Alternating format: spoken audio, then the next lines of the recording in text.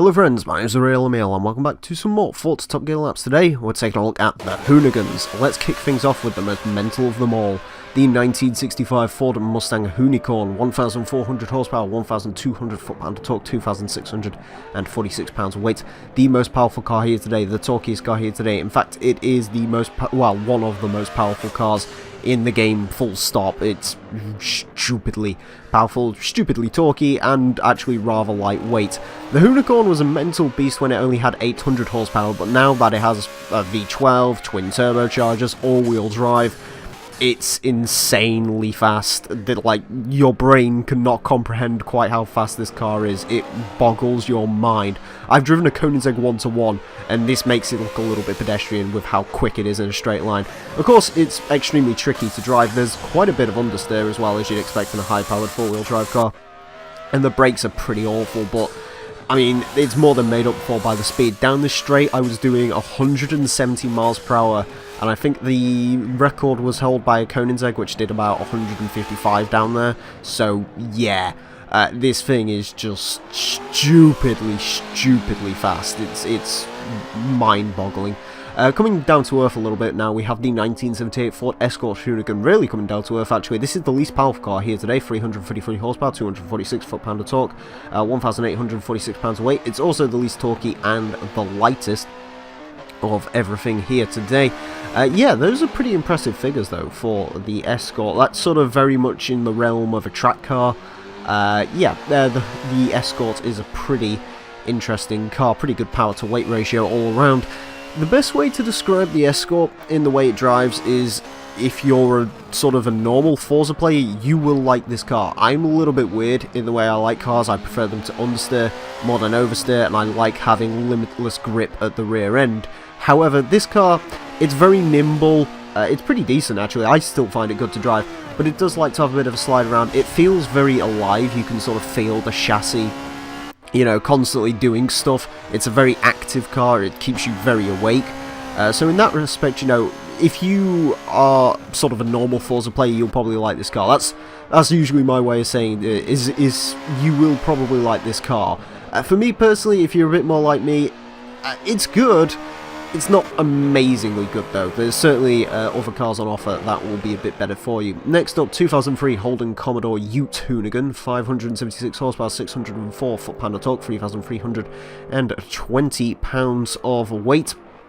Yeah, a Holden Ute. First time one of these has ever taken on our track actually, a Ute. So ahoy there, Australians, yes. This one, though, is a rather strange beast. I believe it's been engine swapped and all sorts. Yeah, the Commodore Ute Hoonigan, for me personally, out of all the Hoonigan cars here today, probably one of the more interesting ones, just because it's a Ute. I kind of like Utes, they're kind of fun, and I like this model of Commodore, in fact. As far as this car goes to drive, though, while I do like the Ute, I couldn't really get a feel for the way this car drives. It doesn't gel with me. It feels muscle car-esque. It's not a bad car to drive, don't get me wrong, but it's just, I can't really describe it, but me and it don't see eye to eye, basically. We don't really agree. Now, I'm sure there's plenty of people who will like this car. Again, if you like driving muscle cars and stuff like that, give the Holden a go. It's not quite as unsophisticated as a muscle car in the way it drives, but, you know, it's fairly down that same avenue. Although if you do want something that feels like a muscle car, then may I show to you the 1992 Mazda RX7 Twerk Stallion. Ooh. Oh, sorry. A little bit of sick came up in my mouth saying that word. Yes, 600 horsepower, 590 foot-pound of torque, 3,010 pounds of weight. This, of course, is a famous car. I have no idea on any of these Hoonigans, if you couldn't tell by the way. I literally do not know what these cars' purposes are. I believe this is a drift car. It looks like a drift car. With that name, I assume it's a drift car. It's got an LS in it because RX7. I believe this is, I've actually heard a little bit about this car. I believe it's actually running on rotary power now again, which is good. Although with the LS V8 in it, it does really change the characteristics of the car. In fact, it feels very muscle car-esque, this. You know, you might think that's just a placebo because of the engine, but just in terms of the way it drives, it actually feels pretty heavy. which you wouldn't really expect this car to drive. You know, it does like a slide, you'd expect that, but it doesn't, you know, it's not actually that slidey. It doesn't always want to go around corners sideways. It can be tamed, but it does feel very much like a classic muscle car, just with a little bit more speed and agility to it, which is quite, it's quite an interesting thing. Also, all the stickers on it block the view, so be warned of that. Next up, 1991 RWB Porsche 911 Turbo. We're back on my sort of planet now. 385 horsepower, 400 foot-pound of torque, 3,304 pounds of weight. Now that we're away from all those sort of mental rear-wheel drive drifty cars, we come on to what should, in theory, be a gripping god. Again, no idea what purpose this serves, but I'm assuming it's some form of grip car. It's got downforce and stuff. It's got an RWB kit on it. I know not a lot of RWB kits sort of divide people. I personally don't mind them too much. Not a huge fan. I would rather have a 911 left as is, but you know, they're pretty interesting. As far as this car goes to drive, I was expecting it to be a little bit better than it is. It is good, do not get me wrong. It's rather understeery. I wasn't quite expecting it to be as understeery as it is. I was just assuming the split would provide some downforce. But no, it actually is a rather understeery car. It's good. It's probably, out of every car here today, the one that I prefer driving the most, because it's my sort of car. But even for me, you know, this did have a fair twinge of understeer, so just be aware of that if you're going to drive this. But overall, you know, if you want sort of a pre-built mid-end track car already, then go ahead and drive this, because it's actually pretty darn good. Next up, 1972 Chevrolet Napalm Nova, 475 horsepower, 520 foot-pound torque, 3,566 pounds of weight. I do know a little bit about this car. This car, I believe, is a drag car. So, yeah, I mean, looking at it, it kind of looks like a drag car, but yeah. I believe this is actually the first ever time I've driven a Chevrolet Nova around Top Gear as well, which is interesting enough. Many firsts in this episode, probably more than I've remembered. But yes. Pretty cool looking car, actually. This one kind of, the way it looks reminds me of the, God, what was it was it Monte Carlo in the start of Tokyo Drift? I think it was a Monte Carlo. Kind of reminds me of that. I'd love to have that in the game, that'd be cool. Anyways, yes, this Napalm Nova. I've got to admit, before I drove this, people told me that this actually handles. They're wrong. Yeah, it's a very wallowy car to drive. You can sort of see it leaning on the suspension. It's not good. It's not a handling car, as you might expect. It's quick-ish for what it is. I believe this is like a B-class car.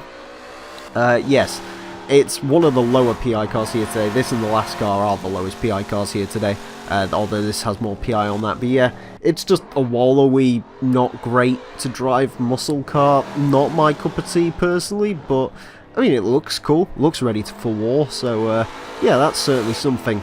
And finally today, we go on to the 1955 Chevrolet Bel Air Hoonigan of 410 horsepower, 390 foot-pound of torque, 3,567 pounds of weight. The heaviest car here today by 1 pound. This weighs 1 pound more than that Napalm Nova, and if we had an award for the most ridiculous looking car here today, probably be this. It looks very silly. It also sounds very quiet on the replay. Not sure as to why that is. But yes, this is a silly car. Again, I think this is a drag car. And, well, I'm not gonna sort of beat around the bush. It's awful. This car is awful. Awful to drive. You look at the suspension setup, you know it's going to be awful. The differential is crap. It will spin one tyre. You can sort of see it doing that now. It doesn't handle. The brakes are atrocious. The seating position is high up, and that's awful because it makes you feel like you're driving a monster truck around here. It's quick in a straight line for a D-class car, especially. It's really quick in a straight line.